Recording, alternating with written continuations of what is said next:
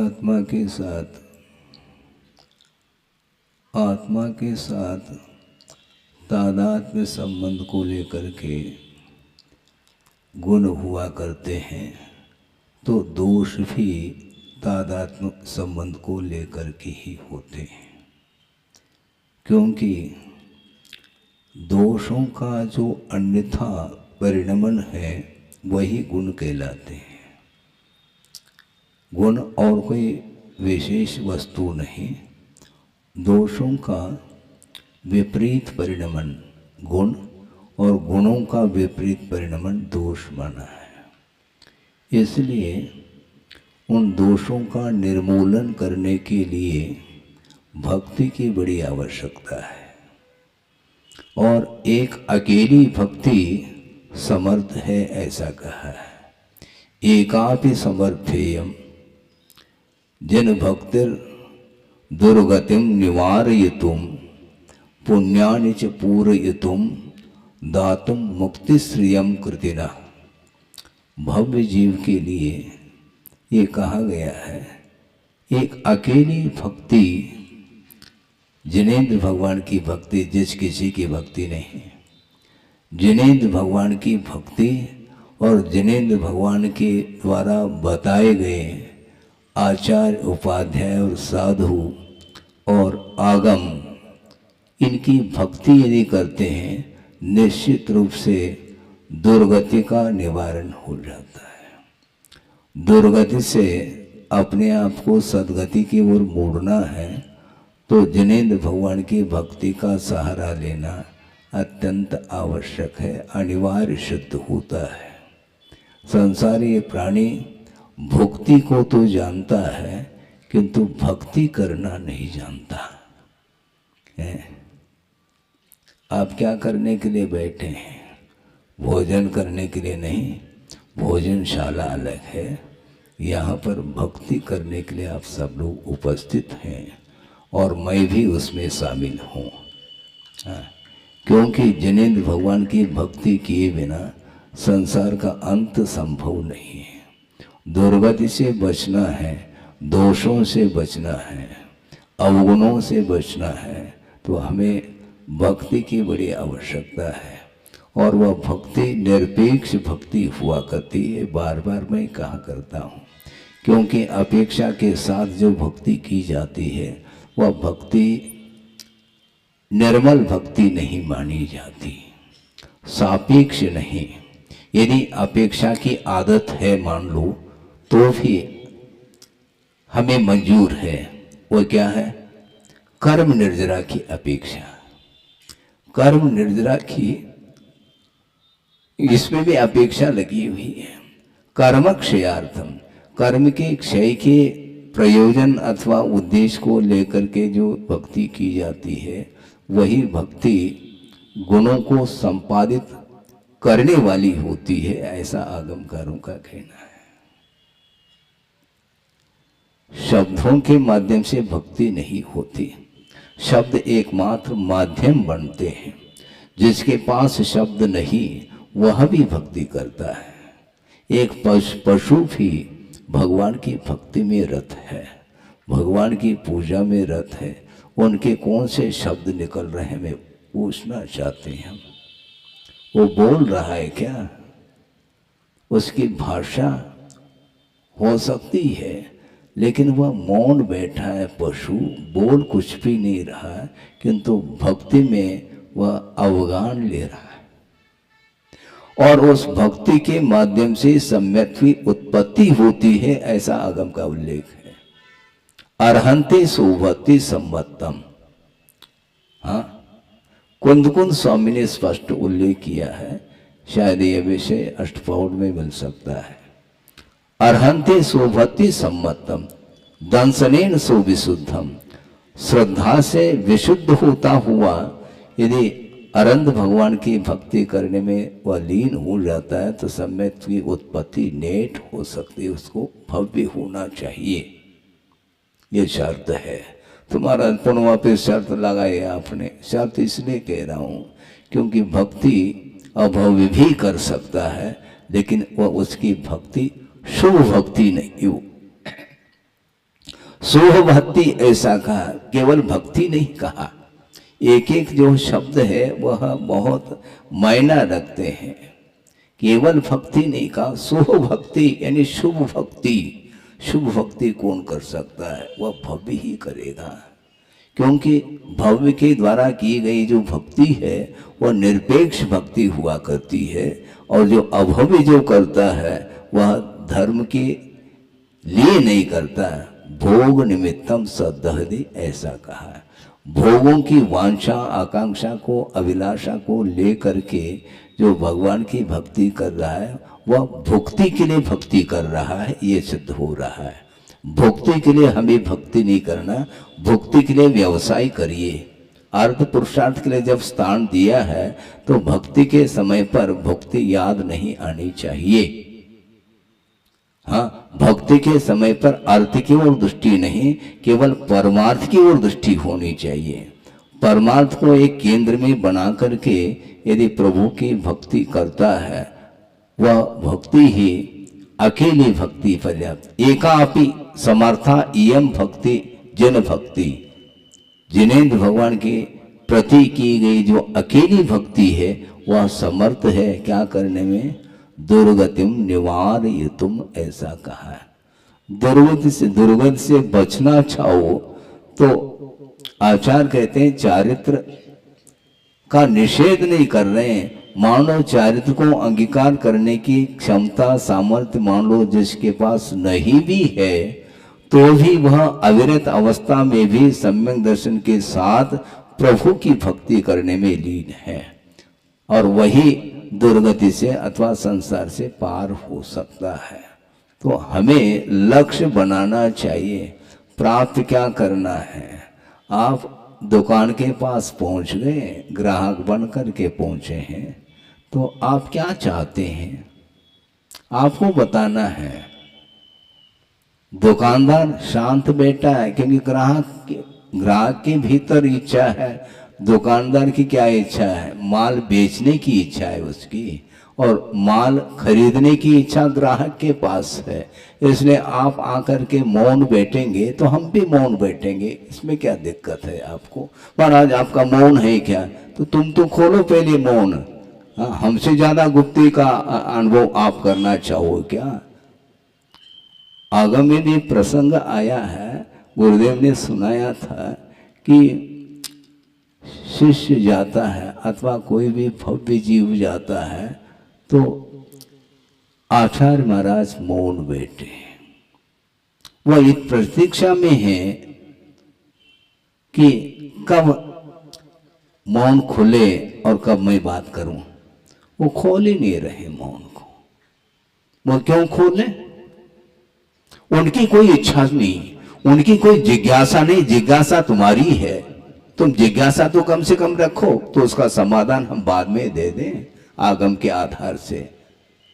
जिज्ञासा रखे बिना हम क्या बोलेंगे, वार्ता कैसे करेंगे? वार्तालाप अकेले में संभव नहीं है, दो व्यक्ति चाहिए कम से कम। जो गुप्ती में लीन है वह कभी बोल नहीं सकता, न बोलने की उनकी कोई इच्छा है। यदि इच्छा जागृत होती है तो पर सापेक्ष इच्छा जागृत होती है, पर निरपेक्ष बोलने की इच्छा संभव ही नहीं है। इसलिए सुबह कम से कम 1-1.5 घंटे तक चर्चा हुई है। वह चर्चा जो हुई है वह बिना निमित्त बिना किसी की जिज्ञासा के संभव ही नहीं है वो। इसलिए सामने जो व्यक्ति आता है निश्चित रूप से उसके अंदर कोई न कोई इच्छा अवश्य पल रही है, वो इच्छा रखें। तो जब तक वह जिज्ञासा नहीं रखता है तब तक गुरु बोलते नहीं। वो क्यों बोलेंगे? निष्प्रयोजन प्रवृत्ति करने का निषेध है, अननेसेसरी ठीक नहीं। प्रयोजन होना चाहिए। सहेतुक कहा था कल भी, निष्प्रयोजन निर्हेतुक वचन प्रवृत्ति का निषेध है, क्योंकि प्रवृत्ति में आश्रव होता है, निर्जना का अनुपात कम है। इसलिए वह यद्यपि शुभाश्रव है किंतु शुभाश्रव माना गया, निर्जना नहीं हो। उसके माध्यम से पाप कर्म की निर्जना जो हो रही है वो होती रहेगी, किंतु विशिष्ट रूप से निर्जरा और संवर करना चाहो, ये गुप्ती यही प्रमुख कारण है निर्जरा अथवा संवर के लिए।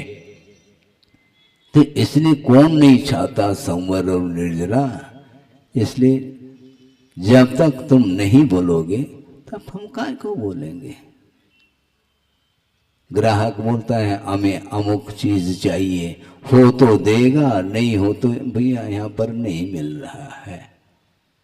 हाँ, और अन्यत्र जाइए आपको जहाँ मिलेगा, क्योंकि सत हो तो दिया जा सकता है, सद्भाव ही नहीं है जिस चीज की, तो उसको हम कैसे दे पाएंगे। इसलिए कई लोग आकर के अपने अपने प्रयोजन को लेकर के चर्चा करना चाहते हैं, तो उसके लिए हम कभी भी चर्चा नहीं करते हैं, क्योंकि लौकिक चर्चा और परमार्थ की चर्चा इन दोनों में बड़ा अंतर है। समस्या आपकी हमेशा बनी रहेगी क्योंकि आप संसारी है, और कदम कदम पर समस्या खड़ी होगी, उसका समाधान आपको स्वयं को ही लेना है।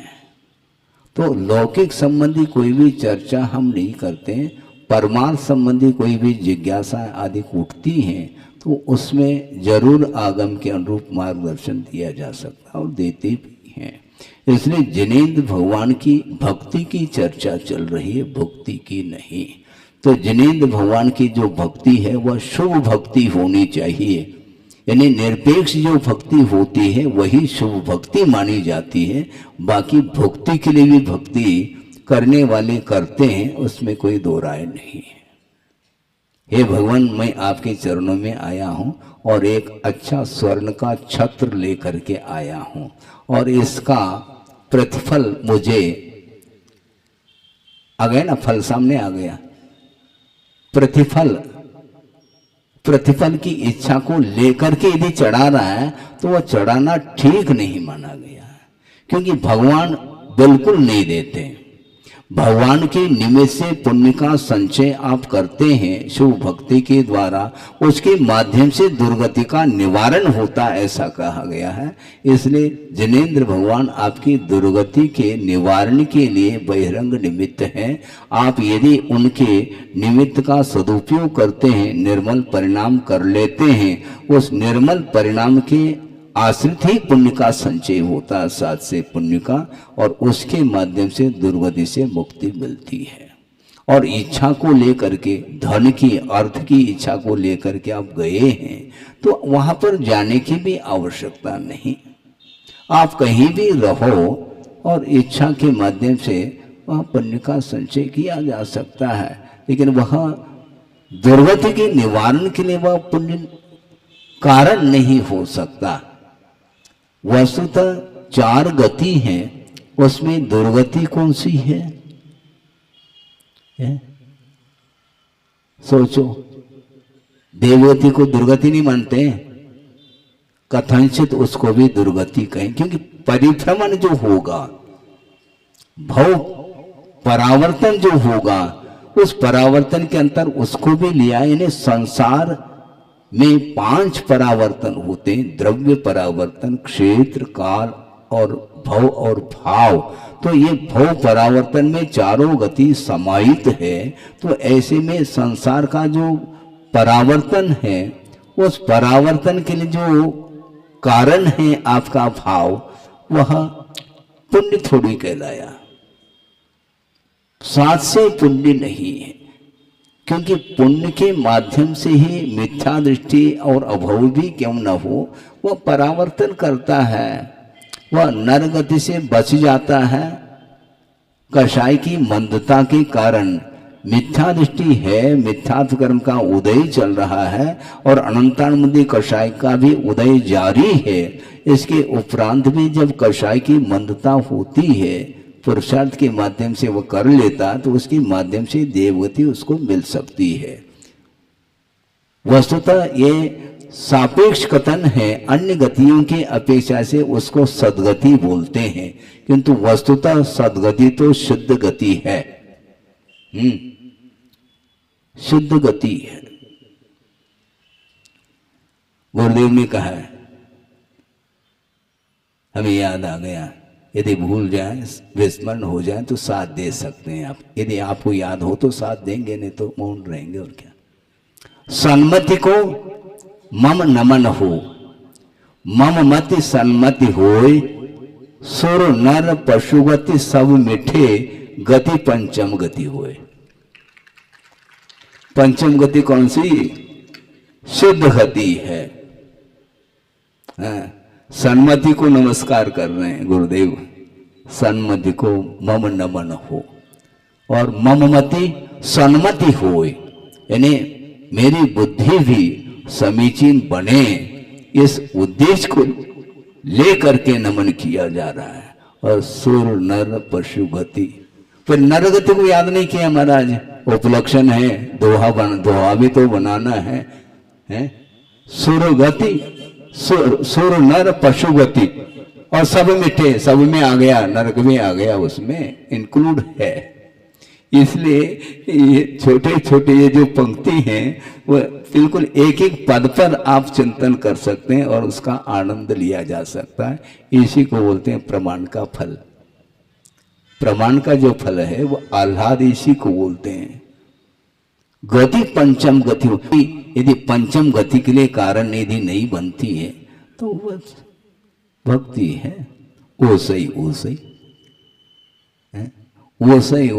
गुरुदेव ने कई बार ये शब्द का प्रयोग किया। कभी कभी वो कहते थे, हाँ तुम लोग तो भदैया हो, सदैया होना चाहिए, हमेशा आना चाहिए ना। हाँ, और भाद्रों में आ जाते हैं, बाद में चले जाते हैं, तो ये होता है। इसके उपरांत भी आगमकारों का, गुरुओं का यही कहना है कि निरंतर आपका उपयोग प्रभु और गुरु अथवा शास्त्र के भक्ति में आपका मन लगा हुआ है तो निश्चित रूप से दुर्गति से आप मुक्त हो सकते हैं। पुण्यानि च पूरयितुम, पुण्य को पूरने में वह कारण है। जिनेंद्र भगवान की एका अपि इयम जन भक्ति समर्था, ये जिनेंद्र भगवान की अकेली भक्ति जो है समर्थ है। तो महाराज हम जीवन भर अकेली भक्ति कर लें क्योंकि कहा ही तो है, ऐसा नहीं है। यथा योग्य कथन किया जा सकता है और करते हैं, क्योंकि आप ही भक्ति करते हैं। ऐसा थोड़ी आपने तो द्रव्य चढ़ाया, हमने तो कुछ चढ़ाया नहीं, फिर हम भगवान की भक्ति नहीं कर रहे हैं। गुरु की भक्ति हमारे द्वारा नहीं होगी क्या? केवल आप ही की भक्ति द्वारा हो, आपके द्वारा ही भक्ति होगी? नहीं, आपकी भूमिका के अनुरूप आप भक्ति कर रहे हैं। और श्रमण लोग भी उपासना करते हैं, भक्ति करते हैं, गुरु की भी करते हैं। आचार भक्ति नहीं करते हैं क्या? शुद्ध श्रुत और आचार भक्ति कर रहे हैं सुबह और शाम, और बीच में भी जब कभी भी कर सकते हैं। किंतु ये दो समय रखा है, पूर्वाण वेला और अपराह्न वेला में। तो भक्ति के पीछे वो उद्देश्य क्या होना चाहिए, यह महत्वपूर्ण विषय है।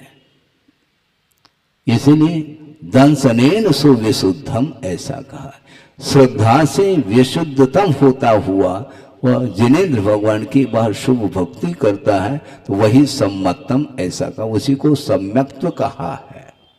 हाँ, बहुत कठिन है ये। इसीलिए पूजन अर्चन देव दर्शन आदि सब करते हैं, अभिषेक आदि करते हैं, उसके माध्यम से भी भावों में निर्मलता आती है। और जिसके पास शब्द नहीं, वह बैठा बैठा वह पशु भी वह प्रभु और गुरु आदि की आराधना या उपासना भक्ति वह कर रहा है। उद्देश्य निर्मल होना चाहिए तो निश्चित रूप से आत्मा का उत्थान हुए बिना रह नहीं सकता। इसी का नाम श्रद्धान है। और उसमें पुनः यदि डाउटफुल होने लग जाए तो सम्यक दर्शन की उत्पत्ति ही नहीं होगी। आपको हर हालत में श्रद्धान ही करना पड़ेगा। और श्रद्धान जो होता है वह परोक्ष का होता, प्रत्यक्ष के लिए श्रद्धान की आवश्यकता नहीं पड़ती। प्रभु तो दिखाई नहीं दे रहे हैं किंतु आगम के माध्यम से प्रभु की भक्ति की जा रही है। न आपने प्रभु को देखा न हमने देखा, श्रद्धान के बल पर हम चल रहे हैं। आप कहीं भी जाना चाहते हैं तो आपके जाने के लिए बहुत सारे साधन हैं। आप पैदल भी जा सकते हैं, और बाइसिकल है, और भी जो टू व्हीलर है, फोर व्हीलर आदि आदि है। बस से भी जा सकते हैं, ट्रेन से भी जा सकते हैं। इन सब के मार्ग हैं, दिखाई पड़ रहे हैं, किंतु एरोप्लेन से आप यात्रा कर रहे हैं तो रास्ता दिखाई पड़ रहा है क्या? फ्लाइट से रास्ता दिख रहा है? नहीं दिख रहा है, लेकिन दिख रहा है। वो यंत्र के माध्यम से ही उसका बोध हो सकता है, और जो चालक होता है उसको ज्ञान रहता है कि किस ओर इसको मुड़ना है और क्या करना है। उसके माध्यम से वह अदृश्य जो मार्ग है वह बुद्धि का विषय बन जाता है। इसी प्रकार जलयान के माध्यम से भी यात्रा आप करते हैं, जहाज आदि के माध्यम से, उसमें भी चारों ओर जल ही जल देखने में आ रहा है, रास्ता बिल्कुल देखने में नहीं आता है। उसमें भी यही है, दिशा सूचक जो यंत्र है वह फिट है, उसके माध्यम से यात्रा हो रही है, और जहाँ पहुँचना है वहीं पर वह एरोप्लेन उतर जाता है, वहाँ पर हवाई पट्टी रहती है। इसी प्रकार मोक्ष मार्ग इन आंखों के माध्यम से हम देख नहीं पाएंगे, क्योंकि वह श्रद्धान का विषय है,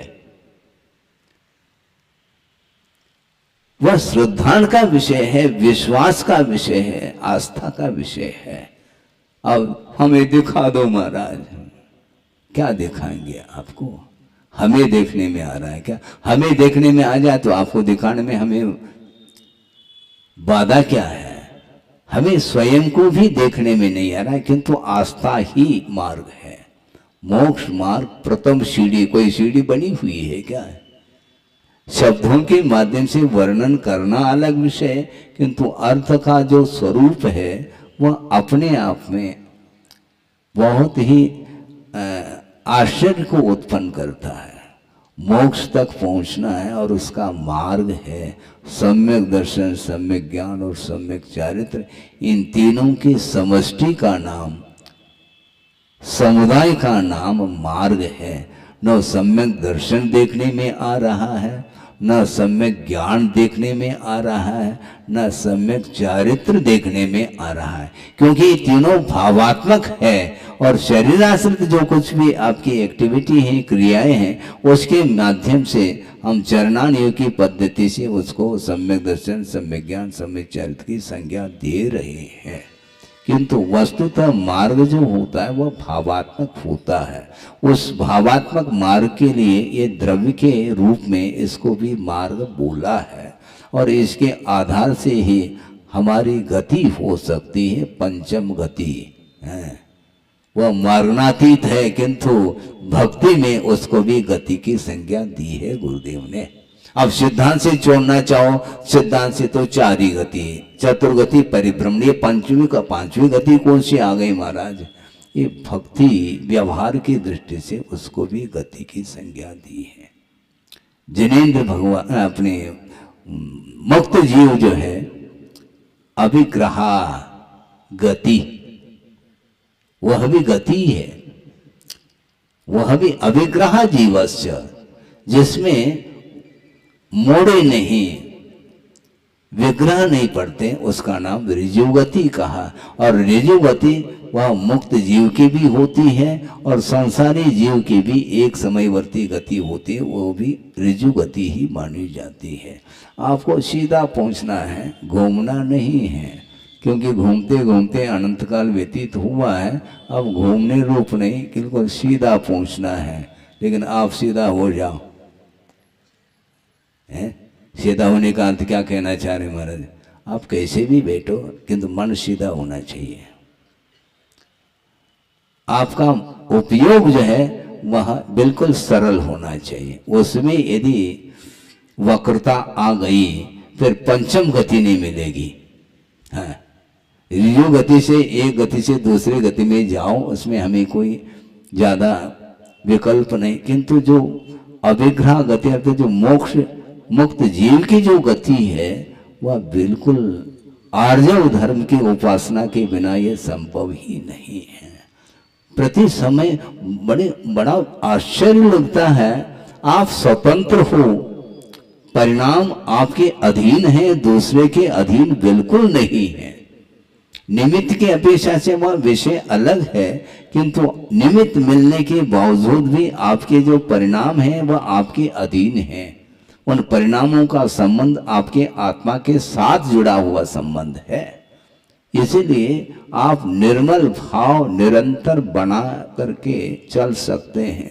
कैसे बनाए? आपको बनाना है, मुझे कुछ नहीं बनाना उसमें, क्योंकि आपके भीतर जो वक्रता है वह हमारे दृष्टि में वह वक्रता देखने में नहीं आ रही है ना।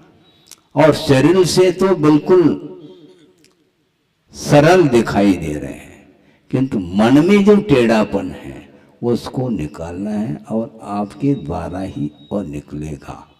भगवान भी आपके सामने बैठ जाए तो आपकी वक्रता को वो ठीक नहीं कर पाएंगे, क्योंकि वह वक्रता का संबंध तादाद में है ना। तो जहाँ तादाद में संबंध है वहां पर दूसरे का कोई रोल नहीं, निमित्त की अपेक्षा से वह है, रहने दो। हाँ, आपके मुख पर कालिमा है, वो दिखाई नहीं पड़ रही। वो कौन दिखा सकता है? दर्पण दिखा सकता है, लेकिन उसको पहुंच नहीं सकता। उस कालिमा को यदि दूर करना है तो आईने के माध्यम से दूर करेंगे, यह अलग विषय है, किंतु आईना सामने है, किंतु वह दर्पण ही उस कालिमा को हटा दे, दूर कर दे, हमें दिखा दो। होता है क्या? नहीं होता। इसी प्रकार सामने जो प्रभु बैठे हैं वह दर्पण के समान हैं, उनके निमित्त से अपनी कालिमा दिखाई पड़ सकती है। आंख खोले तो दिखाई पड़ेगी, नहीं तो ओम शांति। दर्पण लेकर के करो क्या? दर्पण सामने है और आंखें बंद हैं, तो कालिमा, न कालिमा दिखेगी न दर्पण दिखेगा, न अपना मुख दिखेगा, कुछ भी दिखाई नहीं पड़ता। इसलिए सारे जितने भी बहिरंग निमित्त हैं उनको बहिरंग निमित्त के रूप में ही स्वीकारा है, उनका निषेध नहीं कर रहा हूं, ना निषिद्ध है। हाँ, किंतु वो बहिरंग है, उनका आलम्बन लेकर के हमें अपने पुरुषार्थ करके उंगली के माध्यम से आप कालिमा को दूर करते हैं, उसी प्रकार उनके सहारे अपने को पुरुषार्थ करना है। पुरुषार्थ के बिना संभव नहीं। सहारा तो ले लिया और सहारा चैनल और चल रहा है, वो क्या कौन सा सहारा ले लिया तुमने? प्रभु का सहारा ले लो, और दूसरे के सहारा लेने की आवश्यकता है क्या? नहीं। देव शास्त्र का आलम्बन पर्याप्त है आपके लिए, वही शरण लेने योग्य है, बाकी सारा वह शरण लेने योग्य नहीं। इसलिए जन भक्ति निवारयितुम और पुण्यानि च पूरयितुम, वो पुण्य को पूरता है। हाँ, कौन? वही भक्ति। और दातुम मुक्ति श्रेयम कृतिना, उस भव्य जीव के लिए मुक्ति रूपी लक्ष्मी को दिलाने में कोई समर्थ है तो वह जिनेंद्र भगवान की भक्ति समर्थ है। इसलिए आप लोग भक्ति करने के लिए उपस्थित हैं, और एक आध दिन बाद वह कार्यक्रम प्रारंभ होने वाला है। वो आप कैसे भक्ति करते हैं और उसको हम भी देखेंगे, और हम भी प्रभु को निहारते हुए हम भी उस भक्ति में डूब जाएंगे। उसके बिना ध्यान नहीं लगता। ध्यान अलग विषय है और भक्ति अलग विषय है। भक्ति ये प्रवृत्ति मूलक धर्म की आराधना मानी जाती है, और प्रवृत्ति के उपरांत जो एकाग्र हो करके जो ध्यान किया जाता है, उस ध्यान के माध्यम से साक्षात निर्वाण का लाभ होता है। ऐसा आगम का उल्लेख आपका समय हो रहा है। इसलिए इस भक्ति के प्रसंग को लेकर के आपके सामने आगम के आधार से जो विषय दिया है, इसी प्रकार इस विषय को और जितना आप चिंतन कर सको अपनी क्षोभम के अनुरूप उस चिंतन करते हुए अपने जीवन में उसको स्थान देंगे तो निश्चित रूप से ये विश्वास है, क्योंकि विश्वास का नाम ही तो सम्यक्त्व है, और उस भक्ति के माध्यम से सम्यक भी उत्पत्ति होती है, ऐसा कुंद देव स्वयं कह रहे हैं। हाँ, दर्शनेन सुविशुद्धम सम्मतम, हाँ, अर्हन्ते सोवती। यहां पर भी वही करें, जन भक्ति।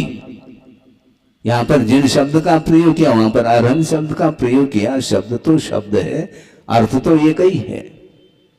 हाँ, इसलिए जिनेंद्र भगवान की आराधना किस प्रकार की जाती है, कैसा करना चाहिए, ये आपको प्रभु के चरणों में जाने से ज्ञात हो सकता है, अथवा अपने अपने क्षोभम के अनुरूप आगम का अवलोकन करने से भी उस पदार्थ की जानकारी आपको मिल सकती है। उसके माध्यम से हमें गंतव्य मिल सकता है, अर्थात मोक्ष को प्राप्त कर सकते हैं। करें इस पवित्र भावना के साथ। अहिंसा परमो धर्म की जय। बोधि समाधि परिणाम शुद्धि स्वात्मोपलब्धि शिव शोक सिद्धि चिंतामणिम चिंतित वस्तुदाने वाम वंद मानस्य ममास्तु देवी।